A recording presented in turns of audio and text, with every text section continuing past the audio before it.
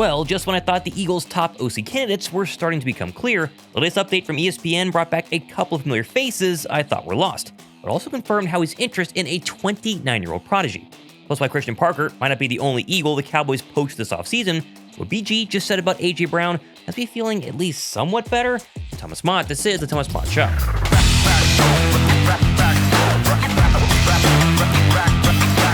Alright, well, we're heading into, week 3 of the Eagles' offensive coordinator search, and while everybody in Philadelphia is sitting on pins and needles waiting for the hire, the Birds don't seem to be in any rush. Although it does appear like some major changes in the NFL coaching landscape, looking at you, Mike McDaniel, this is crazy, over the past 48 hours could flip everything we think we know on its head. The same going for the players themselves, as BG of all people aired his take on whether or not A.J. Brown will come back just a couple of days ago. Oh, and there are multiple reports saying that the Dallas Cowboys, they're not done poaching Eagles. Buckle up, they could be trying to steal some more players. But of course, before we get into all of that, we have the winner on today's show of the Jordan Spector Art Philadelphia art piece is announced at the end of today's video, so drop a like down below, watch till the end to see if you won. Now, I want to start with a quick roster move update from a couple of days ago that a ton of Eagle fans missed, and that was that rookie quarterback Kyle McCord is officially gone, having signed a futures contract with the Green Bay Packers, sending him to Wisconsin and keeping him out of Philadelphia. Which really, down to the root of it, means the Birds' 6th-round draft pick from less than a year ago is already out of the building. Losing Kyle McCord, not a major deal, but I do find it very interesting and one to keep an eye on going forward because A, we're supposed to be a quarterback factory, and B, they just drafted him. That means that they wasted a 6th-round draft pick on Kyle McCord, who's now out of the building, and with all the Tanner McKee trade rumors trending towards April, there's a real scenario where Sam Howell is the only other quarterback on Philadelphia's roster going into the draft, meaning Howie's got to draft another backup quarterback to develop behind Jalen Hurts.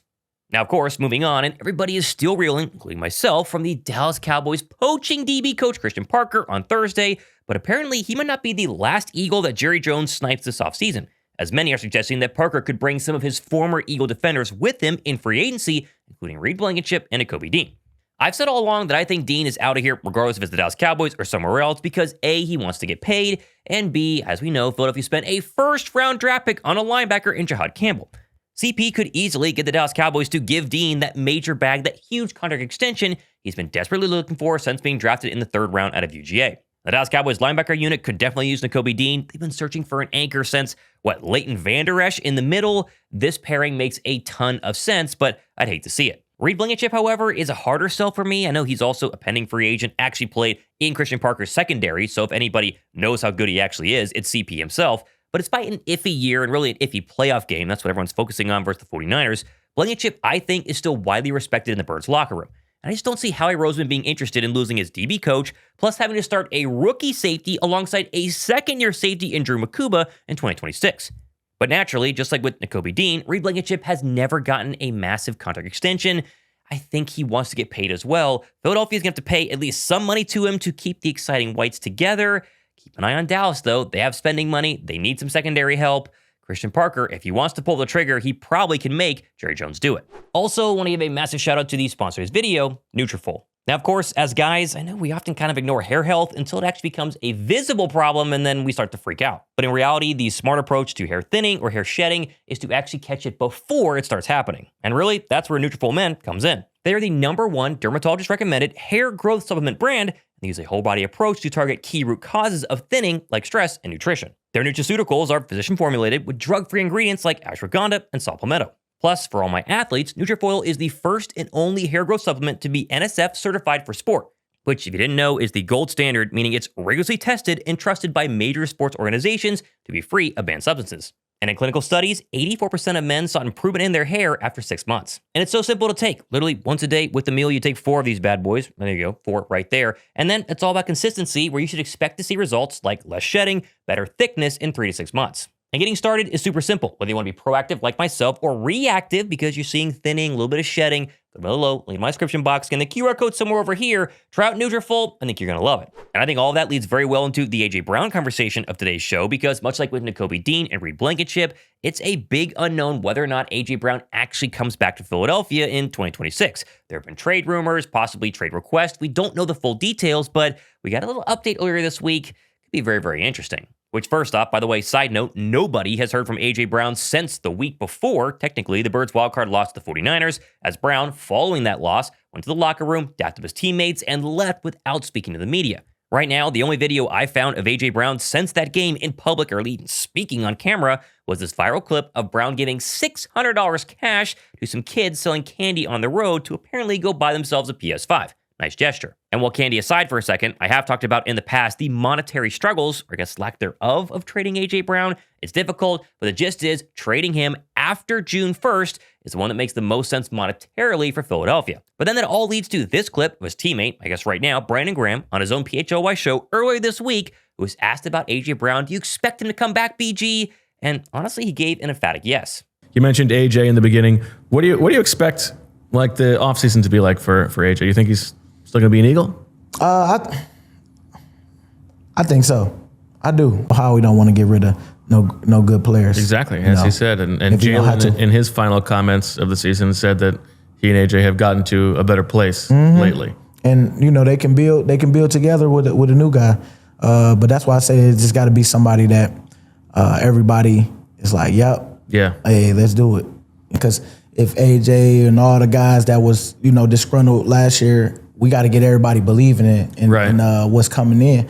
And I think a veteran person or someone that got respect in the league will just have everybody kind of change a belief and get a re-energized feeling about it. And I know, man, for me, I'm just when I see that situation, it's just somebody that's gonna spark them to give them some good joy for what's to come this season. I do wonder if all the A.J. Brown trade discussions the past couple of weeks is a little bit overblown and more just A.J. Brown and his camp blowing off some steam, floating some rumors out there, showcasing that they're upset. But then once you get a brand new offensive coordinator, he's away from the building and players for a couple of months, he's still technically under contract, getting a massive bag from Philadelphia. Maybe we just look back on this and go, he was frustrated. They fixed some stuff. They fixed the overall relationship between Sirianni or Hurts or A.J. Brown, and he comes back and plays for us in 2026. There's still a very real possibility. Not saying that BG knows everything or is guaranteeing that Brown comes back, but I think this is the first public nod to keep number 11 in Philadelphia, and that at least is a good sign if you want to do just that. I will stand by what I said a couple of weeks ago. I want a happy A.J. Brown here. If he's not going to be content, then I'm totally fine trading him, but again, we need to actually hear from A.J. Brown, maybe hear from Howie Roseman. We'll see in the coming months.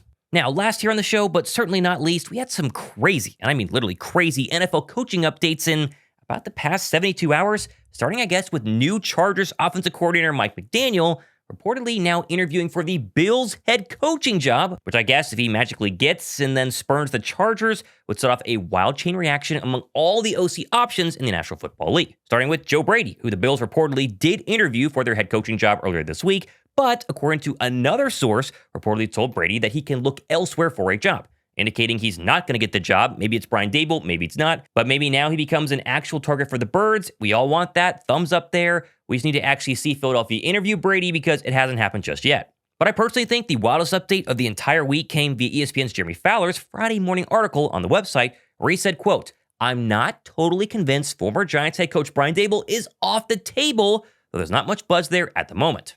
Which honestly is hilarious because a couple of days ago we covered this. There was a report from Dana Rossini at The Athletic, shocker there, where she said essentially if Brian Daboll does not get the Bills head coaching job, which he still might, we don't know, maybe he has by the time you watch this video, he will then take the offensive coordinator job for the Tennessee Titans. And everyone, oh my gosh, he wants to be in Tennessee over Philadelphia. What an indictment on Jalen Hurts. And here is Jeremy Fowler, who I think is my favorite ESPN actual reporter, saying, not so fast, my friends. Not guaranteed by any means, but he is not out of the Eagle running, at least as of today. I'm still hesitant, though. I think Daboll is going to get a head coaching job. We'll see. I'll cover it. I still think, though, the biggest bombshell, maybe the bigger one than the Daboll news from Fowler, though, was the fact that he reported that the Bears' 29-year-old offensive coordinator, we talked about him, Declan Doyle, is a serious contender in Philadelphia today. Writing, quote, "Chicago's OC, Declan Doyle, is a name to watch. The Bears did not block Philly's request to interview Doyle, which means he's free to make a lateral move. Some see him as a head coach material, and this job could be a springboard if the new play caller improves Jalen Hurts' performance." If you didn't see my video a couple of days ago on Declan Doyle, go back and watch that full breakdown of the fact that he's extremely green, he's 29 years old, but he also comes from the Ben Johnson coaching tree and the Sean Payton coaching tree, and like Fowler said, a lot of people think he's not only an offensive coordinator in the making or a play caller in the making, but also a future head coach of the National Football League. Extremely high risk, but extremely high reward, Maybe you find the next Sean McVay, maybe you don't, but I'm very excited to know when the Birds are officially going to meet with Declan Doyle.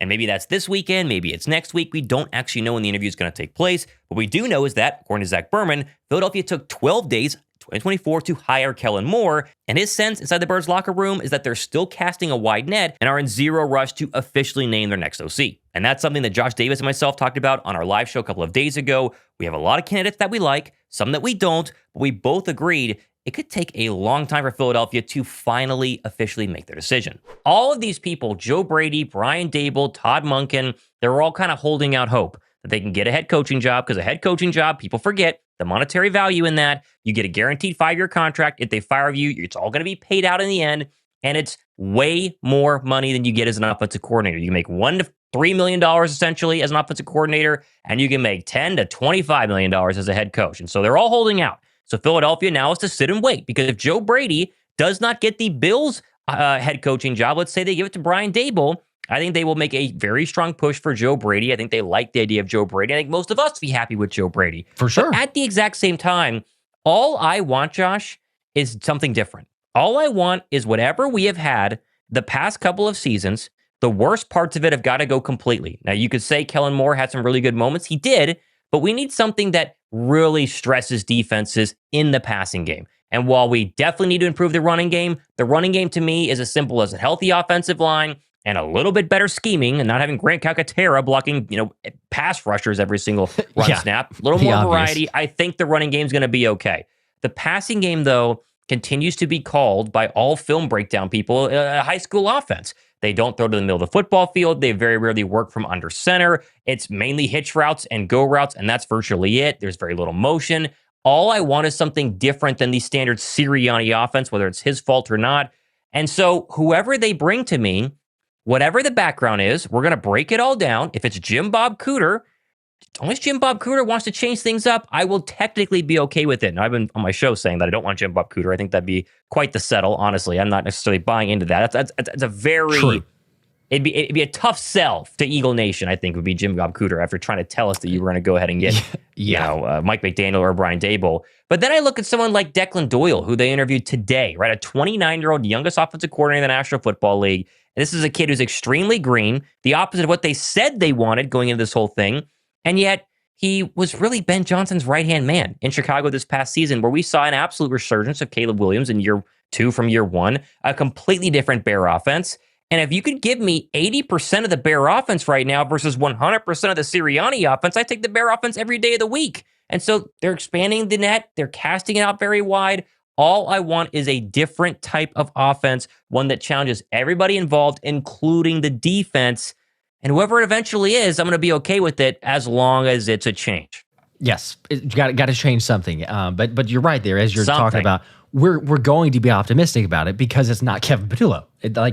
Regardless of who they throw out there, automatically be like, all right, cool. You know what? And we'll still be realistic to say I'm right there with you as far as Jim Bob Cooter or some others that they might go with. Of like, yeah, Matt Nagy. Matt Nagy. No, thank you. That's a tough sell too. Honestly. That feels like that's the most like middle of the road, safe pick, just kind of like, well, we can't totally bottom out, but it could just be real mundane and average offense. I don't want that. But it will still be better than Kevin Patullo. Like that's as bad as it got. Yes. I think I would be probably Jim Bob Cooter, Matt Nagy, and then Mike Kafka. Those are kind of the three that everyone groans whenever they mention them on Twitter. I think that's the order I would go, because you at least get a Steichen connection with Jim Bob Cooter. You at least get an Andy Reid connection with head coaching experience in Matt Nagy, although we have no clue how much of an influence he had on Patrick Mahomes' success the past 3 seasons, because Andy Reid is there. He's not calling plays. And then I would go Mike Kafka. Mike Kafka to me, people say Rooney Rule because he's of Puerto Rican descent. Maybe that was the case, maybe not. But when I interviewed him, I was take like, it for that. That is a brutal sell, an absolute brutal sell. But Jackson Dart was not as good once Daboll left. Let's just say that. So it could look at opponents. There's other ways that you could frame it up, but I'm right there with you. I don't want really any of those three necessarily. But still, it will paint it in a picture of like there is some optimism because they really just need to be average middle of the pack with the defense that you have. but they shouldn't have to settle for that though, right? So like hopefully they're taking their time and maybe this is a good reason for it. We kind of continue to mention this. Right now, Joe Brady is still holding out for potential head coaching job. He interviewed for a head coaching job with the Bills. He interviewed for a head coaching job with the Ravens. Obviously did not get the Ravens one. It sounds like reports are that he is being looked at for an offensive coordinator position for the Ravens. But, you know, like if there's something that the Eagles can even put in there for his title along with defensive coordinator or even like promises after the fact, right? Like, okay, something happens and there's something they could do beyond that because they have interviewed Joe Brady in the past back in 2021 for head coaching candidate. He was one of the finalists with Nick Sirianni. So the Eagles have had their eye on Joe Brady for quite some time. I can't imagine that all of a sudden it's like, oh, he's available and there's some opportunity here. We're looking to make a change, and they don't even at least consider him. Like at the bare minimum, he's being considered. Surely this is the case. It's just like, okay, wait for, obviously, like we're saying, the Bills have big ramifications on what they do, and you're talking about a guy who had the best rushing offense in the NFL last year. Like, yes, James Cook is talented. Yes, the Bills had some blockers, but like best rushing offense in the league, that is immediately goes, yes, please, we will absolutely take that because we remember how close that was 2 seasons ago and then how much it regressed. That combined with the sequencing and everything else be night and day difference. I you know, as far as kind of the realistic options that I think are still out there to potentially get, because, you know, Todd Monken feels like no chance at all. That was initially where I was at, but Joe Brady, I think for me is one. And then after that, like, there's a couple different guys you could throw out there. I mean, I think Cliff Kingsbury is just, he's there. He could be considered. The Eagles have had conversations previously with him. Yeah. But I don't know. We haven't heard anything or much of anything since the, like, the first day or two that Petula was fired. And it's like, well, Kingsbury's expected to be, you know, potential candidate in the mix. And then that's about it. Of course, plenty more stuff happening the next couple of days and weeks. The second Philadelphia actually hires an OC, whether it's tonight, tomorrow, 2 weeks from now, 3 weeks from now, who knows? We will go live. We'll break it down for you guys. Plenty of full reactions. So be sure to subscribe to that notification bell. That way you're the first to know when Philadelphia makes a move. But also be a subscriber because our subscribers have chances to win giveaways like the Jordan Spector art one I'm doing right now, this bad boy right here. And that winner, who was a subscriber, dropped a like, and commented correctly, I have rules on how these things work, was at John Smutnik 4743. John Smutnik, I think, 4743. John, go below my description box, send me an email, prove it's you, your address, and I'll send this bad boy out to you as soon as possible. Everybody else, you did not win. If there's a comment saying you did, that's not me. It's a scammer. Report that. But I also have a full stack of more Jordan Spector art pictures right over here to my right. I'm going to give them away next week, so stay tuned. Plenty more options to go ahead and win. But we're on OC watch. We'll see how long it takes. Thomas Mott, enjoy your weekend. This has been the Thomas Mott Show.